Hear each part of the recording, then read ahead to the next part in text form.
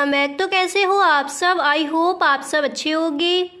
स्वागत है आप सभी का आपके अपने एसपी स्टडी यूट्यूब चैनल पर। तो गाइस, आज हम आपके लिए लेकर आए हैं जो आपका फर्स्ट चैप्टर है जिसका नाम है विलियन। उस चैप्टर को आज हम पढ़ाने वाले हैं, तो वीडियो आपको पूरा देखना है। वीडियो को आप बिल्कुल भी स्किप ना करें। तो सबसे पहले हम आपको बताएंगे कि विलियन क्या है, यानी सॉल्यूशन हम किसे कहते हैं। तो विलियन की परिभाषा क्या हो जाएगी, सबसे पहले आप इसको समझिए। तो देखिए, जब आप अपना नोटबुक जो आपने बनाई है, जो मैंने आपको बताया था कि हर सब्जेक्ट की इसी तरह से आपको अपनी अलग कॉपी बना लेनी है, जिसमें मैं आपको सारे इंपॉर्टेंट जो आपके टॉपिक है वो समझाने वाली हूँ, ताकि इस बार के बोर्ड एग्जाम के टॉपर आप ही हूँ। ठीक है, तो देखिए, सबसे पहले आप इस तरह से हेडिंग डालोगे विलियन, और फिर आप लिखोगे कि दो या दो से अधिक पदार्थों के समांगी मिश्रण को विलियन कहते हैं। समझ आ गया? विलियन हम किसे कहेंगे? दो या दो से अधिक पदार्थों के समांगी मिश्रण को विलियन कहते हैं। फिर आपको थोड़ा और एक लाइन छोड़नी है, फिर आपको इस तरह से लिखना है कि विलियन में जिस अवयव की मात्रा अधिक होती है उसे विलायक कहते हैं। ओके, विलियन में जिस अवयव की मात्रा अधिक होती है उसे विलायक कहते हैं, एवं जिसकी मात्रा कम होती है उसे विलेय कहते हैं। विलेय और विलायक मिलकर क्या बनता है? विलियन। ठीक है, विलियन में जिस अवयव की मात्रा अधिक होती है उसे विलायक, और जिसकी मात्रा कम होती है उसे विलेय कहते हैं। अब हम देखते हैं विलियनों के प्रकार। तो इस तरह से आप हेडिंग डालोगे विलियनों के प्रकार, फिर आप एक लाइन लिखोगे कि विलियनों को निम्नलिखित दो भागों में वर्गीकृत किया गया है। तो आपका फर्स्ट भाग क्या है? विलेय की मात्रा के आधार पर। ठीक है, विलेय की मात्रा के आधार पर। फिर आप लिखोगे कि विलेय की मात्रा के आधार पर विलियनों को निम्न भागों में वर्गीकृत किया गया है। ठीक है, इतना लिखने के बाद फिर यहाँ पर देखिए, आपको फर्स्ट हेडिंग डालनी है तन विलियन। ठीक है, विलेय की मात्रा के आधार पर विलियनों को निम्न भागों में बांटा गया है। तो यहाँ पर जो आपका पहला है वो क्या है? तन विलियन। तो पहले आप समझो कि तन विलियन की परिभाषा क्या हो जाएगी। देखिए, वह विलियन जिनमें विलेय की मात्रा कम होती है तन विलियन कहलाता है। ओके, वह विलियन जिनमें विलेय की मात्रा कम होती है तन विलियन कहलाता है। इसके बाद आपका आता है सांद्र विलियन। तो देखिए, सांद्र विलियन क्या है, इसकी परिभाषा क्या हो जाएगी। तो सांद्र विलियन हम किसे कहेंगे? वह विलियन जिसमें विलेय की मात्रा विलायक में, वह विलियन जिसमें विलेय की मात्रा विलायक में अधिक घुली होती है सांद्र विलियन कहलाता है। तो विलेय की मात्रा के आधार पर भी हमने इसको कई भागों में डिवाइड किया है विलियन को। तो पहला हो गया आपका तन विलियन और दूसरा हो गया सांद्र विलियन। यहाँ तक समझ आ गया? अब देखिए, इसके बाद आपका आएगा संतृप्त विलियन। ठीक है, दो टाइप्स आपने पढ़ लिए। इसी का दूसरा प्रकार है संतृप्त विलियन।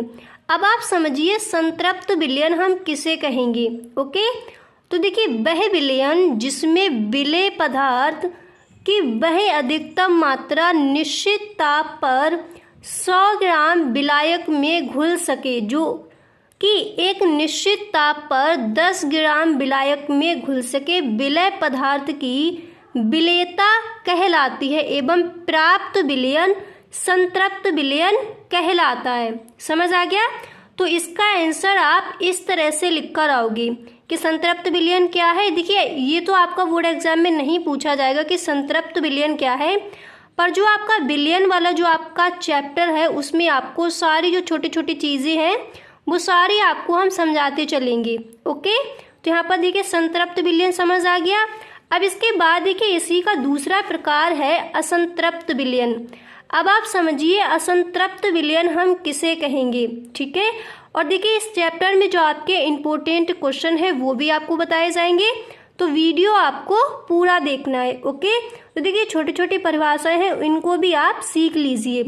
तो अब देखिए, असंतृप्त विलियन किसे कहेंगे? वह विलियन जिसमें विलेय की मात्रा संतृप्त विलियन की अपेक्षा कम होती है असंतृप्त विलयन कहलाता है।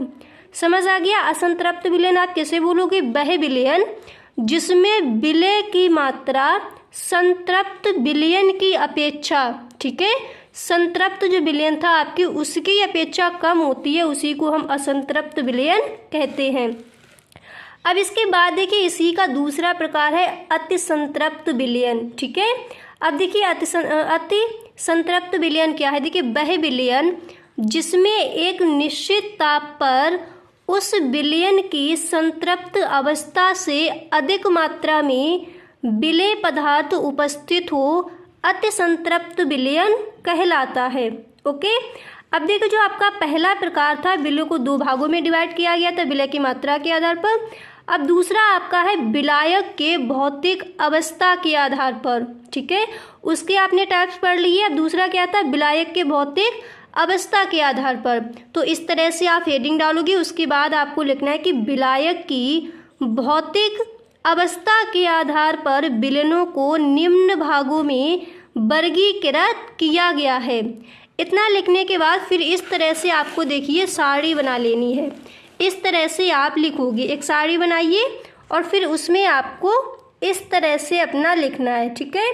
पहले आप इधर देखिए ब्लैक पेन से जिस तरह मैंने यहाँ पर लिखा है उसी तरह से आप लिखोगे विलयनों के प्रकार, ठीक है। फिर यहाँ पर आपको विलयनों के प्रकार लिख देनी है, गैसीय विलयन, द्रव विलयन, ठोस विलयन। इसके बाद यहाँ पर आपको लिखना है विलायक, इधर लिखना है विलय और इधर लिखना है उदाहरण इसका, ठीक है। अब यहाँ पर देखिए ये आपने लिखा गैसीय विलयन, तो इसमें आप लिखोगे विलायक गैस, विलय गैस, N2+O2 यानी एयर यानी हवा, ठीक है। अब इसके बाद आप लिखोगे विलयन, ठीक है, गैसीय विलयन। इस तरह से आपको ये सारणी अपनी बना लेनी है। इसको आप एक दो बार पढ़िए, अच्छे से आपको समझ आ जाएगा। अब इसके बाद देखिए आपको क्या करना है, ये चैप्टर आपका थोड़ा बड़ा है इसलिए मैं थोड़ा जल्दी ही आपको पढ़ाऊंगी। अब इसके बाद देखिए आपको यहाँ पर नेक्स्ट हेडिंग अपनी डालनी है विलेयता। ओके, विलेयता क्या है तो देखते हैं इसका आंसर क्या हो जाएगा। तो इसका आंसर आप इस तरह से लिखोगे कि एक निश्चित ताप पर 100 ग्राम विलायक में विलय की अधिकतम घुली मात्रा उस विलायक में विलय की विलेयता कहलाती है। ओके, विलेयता किसे कहेंगे? एक निश्चित ताप पर 100 ग्राम विलायक में, और विलायक क्या था? जिसकी मात्रा अधिक हो विलयन वो विलायक कहलाता है, जिसकी कम हो वो विलय कहलाता है। तो एक निश्चित ताप पर 100 ग्राम विलायक में विलय की अधिकतम घुली मात्रा उस विलायक में विलय की विलेयता कहलाती है। इसके बाद आपको लिखना है कि सैद्धांतिक एवं गणनात्मक कार्यों में विलेयता को मोल प्रति लीटर में व्यक्त किया जाता है। इतना समझ आ गया। अब इसके बाद आप नेक्स्ट हेडिंग डालोगे कि ठोसों की विलेयता को प्रभावित करने वाले कारण, ठोसों की विलेयता को प्रभावित करने वाले कारण। तो पहले आपको इस तरह से एक लाइन लिखनी है कि ठोसों की विलेयता को प्रभावित करने वाले कारक निम्नवत हैं। इसके बाद देखिए यहाँ पर आपको फर्स्ट हेडिंग डालनी है। यहाँ पर देखिए आप फर्स्ट हेडिंग डालोगे कि ठोस एवं विलायक की प्रकृति, ठीक है, ठोस एवं विलायक की प्रकृति। और फिर इसमें आप लिखोगे कि आयनिक ठोस ध्रुवीय विलायक में और सहसंयोजी ठोस अध्रुवीय विलायकों में अधिक घुलनशील होते हैं। ठोसों को विलेयता जालक ऊर्जा, फिर इसके बाद आप लिखोगे तथा योजन ऊर्जा पर निर्भर करती है। ओके, इतना लिखने के बाद आपको लिखना है कि एक मोल ठोस के आयनों को पृथक यानी अलग करने के लिए आवश्यक ऊर्जा जालक ऊर्जा कहलाती है तथा एक मोल ठोस आयनों के जलयोजन पर मुक्त ऊर्जा जलयोजन ऊर्जा कहलाती है। इसके बाद आपको लिखना है अतः वे ठोस जिनकी जालक ऊर्जा कम तथा जलयोजन ऊर्जा अधिक होती है जल में अधिक विलेय होते हैं। इसके बाद देखिए आपको यहाँ पर नेक्स्ट हेडिंग डाली है ताप। फिर इसमें आप लिखोगे यदि ऊष्माक्षेपी प्रक्रम है तो ताप वृद्धि पर विलेयता कम हो जाती है और यदि ऊष्मा शोषी प्रक्रम है तो ताप वृद्धि पर विलेयता बढ़ जाती है। अब इसके बाद देखिए यहाँ पर आपको नेक्स्ट हेडिंग यहाँ पर डाली है दाब का प्रभाव, और फिर इसमें आप लिखोगे कि ठोस की, इस तरह से आपको नेक्स्ट हेडिंग अपनी डाली है दाब का प्रभाव। ओके, और फिर इसमें आप लिखोगे कि ठोस की द्रवों की विलेयता पर दाब का कोई प्रभाव नहीं पड़ता है। ओके, इसके बाद आपको लिखना है हेनरी का नियम। इस नियमानुसार फिर आप लिखोगे कि स्थिर ताप पर किसी विलायक के इकाई आयतन में किसी गैस की घुली हुई मात्रा उस द्रव की सतह पर साम्यावस्था में उस गैस द्वारा लगाए गए दाब के समानुपाती होता है, अर्थात m, और फिर इस तरह से आपको लिखना है, फिर m बराबर Kp आपको इस तरह से ब्रैकेट में बंद कर देना है। ठीक है, दाब के कैसा होता है, समानुपाती। ठीक है, समानुपाती होता है।